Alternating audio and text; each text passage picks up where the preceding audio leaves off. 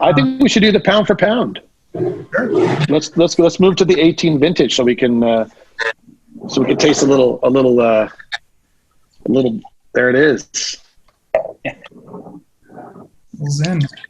So Zin is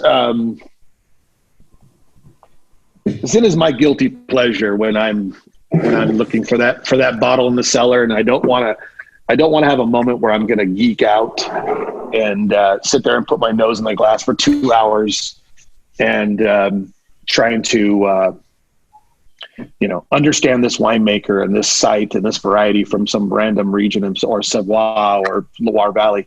This is just a wine I want to have when I just want something yummy, juicy, easy to drink. And what variety doesn't do that than Zinfandel? I mean, Zinfandel, that's why the name, right? Zinfandel is pound for pound a variety that delivers.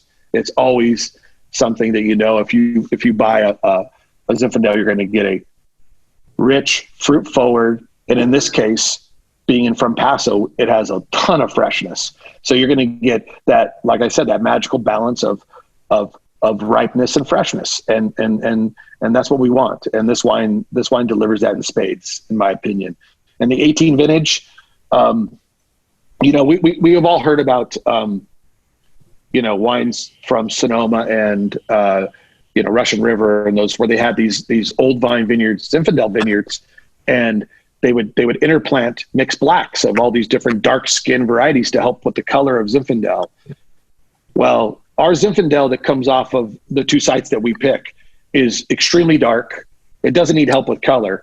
So the blending, what we blend back in is Syrah and Mourvedre, and that's just to provide nuance and framing, as opposed to being there for structure and for color. We don't need it.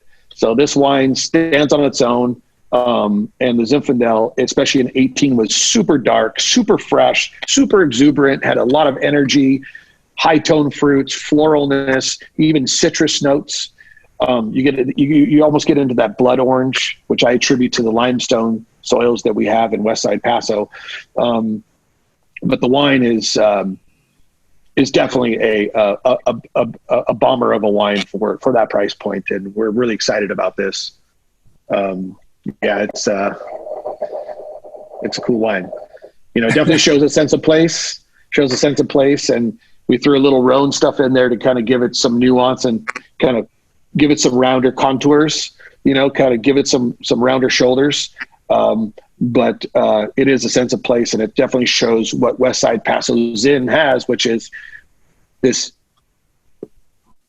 intense, ripe, fruit, but there's this underlying acidity that runs through the whole thing that keeps it lifted, and you can just drink it and drink it and drink it.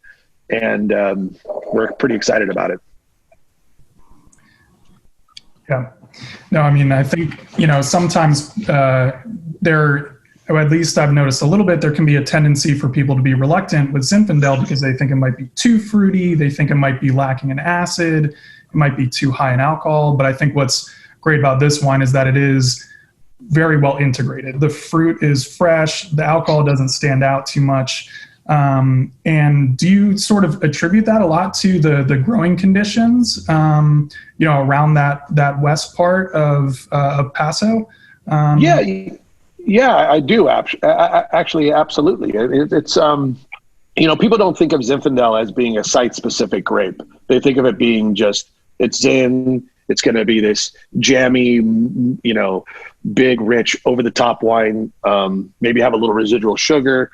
That's not what you get in, at least not our style. We're looking to make a wine that definitely has those riper notes and those exuberant fruit, but there's going to be all this underlying elements, this minerality, this floral quality, this almost like blood orange, this, and then we blend in other things to do that, to give it some other elements, to round it out a little bit. But what we have in Paso is we have, two main things. That we're close to the ocean, so we have really warm days and cool nights. So we have this really big diurnal shift, which what that means we have this longer period of time where the vines can relax, and that helps to retain acidity. We also have really heavy limestone soils, which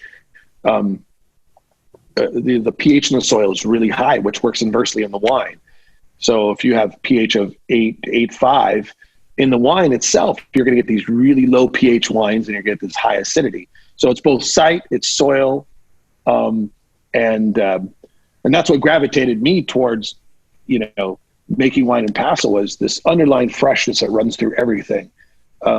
Because no one wants this over the top wine without having some freshness and some juiciness to keep it lively and keep it light on its feet. And for that matter, you go out deep into the east side of Paso, where it doesn't cool down as much, and those wines are going to be much more jammy, round, voluptuous, and probably not as much freshness, and they're going to be more fruit-driven wines, and those are fine too. But what we're looking for is to have an underlying acidity and freshness that keeps it lively and dancing.